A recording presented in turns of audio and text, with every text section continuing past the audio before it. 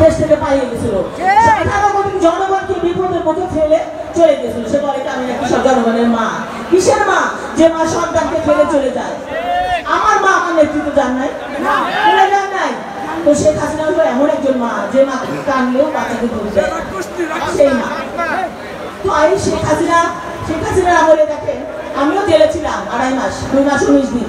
আমাকে 16 বছরের জেল দিয়েছে, কিন্তু আমি ভয় পাইনি।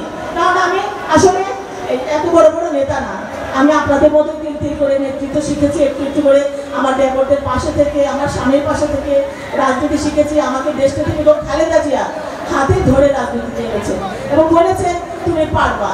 তো আমি হয়তো পেরেছি, পারার চেষ্টা করেছি ইনশাআল্লাহ। আপনারা সবাই পাশে থাকবেন এরকম ভাবে কমিটির পাশে। দফার মধ্যে আছে আগামীর বাংলাদেশ, এখানে আছে কিভাবে সরকার গঠন হবে, কিভাবে সরকারের সব ভারসাম্য হবে এবং প্রধানমন্ত্রী রাষ্ট্রপতি ক্ষমতার ভারসাম্য হবে, কিভাবে কৃষক তার শস্য উৎপাদনের ন্যায্য মূল্য পাবে, কিভাবে আইনের শাসন প্রতিষ্ঠা হবে, প্রত্যেকটা জিনিস চমৎকার করে দেওয়া আছে। আমাদের শহীদ রাষ্ট্রপতি জিয়াউর রহমান তার 19 দফার মধ্যে 11তম দফায় বলেছিলেন নারীর কথা, নারী এবং শিশুর কথা।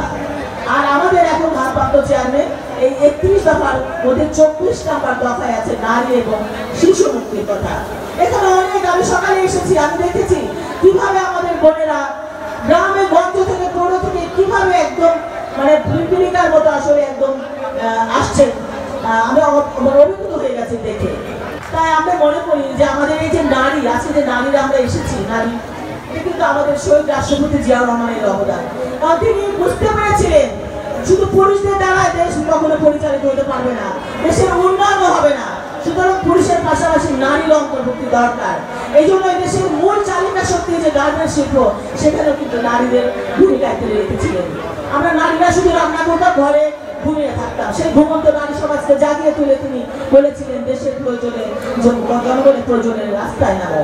এখন এই নারী যে আমরা বলিষ্ঠ ভূমিকা রাখছি কি জন্য?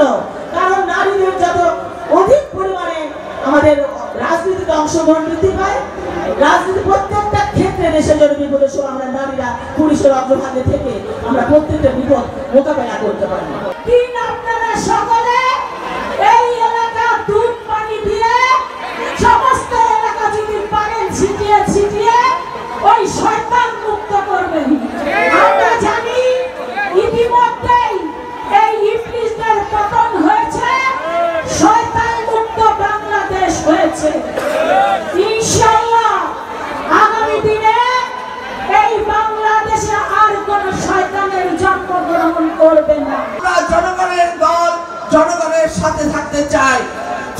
শহীদ রাষ্ট্রপতি জিয়াউর রহমান কি বলতে, জনগণই ক্ষমতার উৎস, ক্ষমতার উৎসকে জনগণ।